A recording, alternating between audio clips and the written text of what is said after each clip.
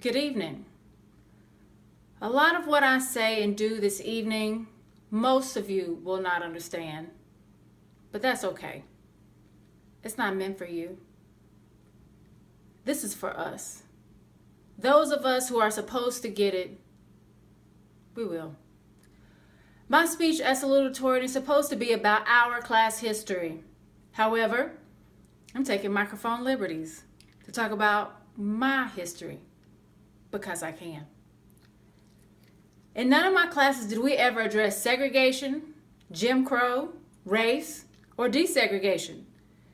These issues are important to me and speak volumes to our current educational experiences as students of color at this predominantly white, rural high school. Black folks, folks of color, were basically erased from our course content. But today, that stops.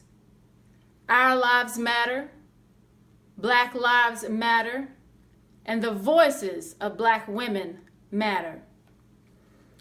I come as one, but I stand as many. Thus, this evening, I'm giving voice to the stories of my grandma and my mom. I interviewed them to get their oral histories of pre- and post-desegregation. I wanted to know what school was like for them. I thought it would make for an interesting intergenerational moment of shared history. And I was right. They told so many fascinating stories, but for the sake of my time, I'll focus on one key concept. They experienced way less racism in school than I did. Realizing this, I was like, how is this even possible? My grandma grew up during Jim Crow, having never attended a desegregated school. And my mom experienced both segregated and desegregated schools. So how, pray tell, was this even possible? Granny said that growing up in rural Oxford, North Carolina, they lived in a world all of their own. They had their own stores, their own farms, their own schools where everybody looked just like them. In her words, we weren't thinking about them, as in white folks. They were content going to school and working on the farm and repeating that process every single day. They didn't have electricity in her town in the 1950s. So she was never inundated with TV images or radio jingles that promoted whiteness and otherized blackness. Sure, their schools, such as Joe Toller High School, were underfunded, but they all accepted that the teachers did the best that they could with what they had, and they were content. Besides, they had no idea what white people had or did not have in their schools. All they knew was their immediate context, and that was that. Granny didn't have stories of whites spitting on her or making her go through the back door or drinking out of colored water fountains. That wasn't her narrative. She didn't even know she lived in the racist South until she moved up north to Pennsylvania and heard people talking about her home state.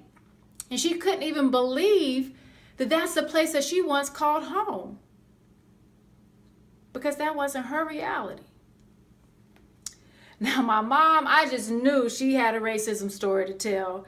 She had to desegregate a school. I remember learning about Black people being escorted to class through mobs of angry whites. I'd heard the stories of Ruby Bridges and the Little Rock Nine, and heard about white classmates torturing and humiliating Black kids who just wanted to learn. But that wasn't my mother's story either. Before segregation was outlawed, my mother had minimal contact with white people. Like my grandma, she wasn't thinking about them. Now, she was upset after learning she would have to go to a white school that was up the street from her house and not the Black school that was in another town. She said, I remember when they told us the bad news. But she wasn't upset from fear. She was upset because she didn't want to leave her friends, her people. I asked my mom about her experiences going to the white school. Were they mean to you? Did the teachers mistreat you? Did they call you names? Nope. None of that happened. She was treated extremely well. But she did say they were still segregated in the schools. They were never friends with white people. They were just in class together. They didn't hang out, go to parties, or socialize. The schools desegregated, but they never integrated. And so listening to their stories, rather than being happy for them, I found myself getting mad. And I had to check myself to see who or what exactly was I mad at. How was it that during overt racist times, my grandma and my mom experienced less racist encounters with white people than I did, than my classmates? They weren't intentionally excluded from functions because they were black. They weren't kept from pool parties because their hair was greasy or called the N-word. White kids didn't spit in their faces. White kids didn't pose with nooses around their neck for the yearbook. How, Sway? How was this even possible? And I caught myself feeling resentment and anger all over again at the ingenuity of white supremacy. 25 years ago, my mom walked across this very stage to receive her diploma.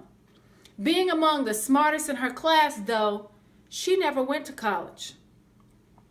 She was not encouraged to go, but was pushed towards the trade school route.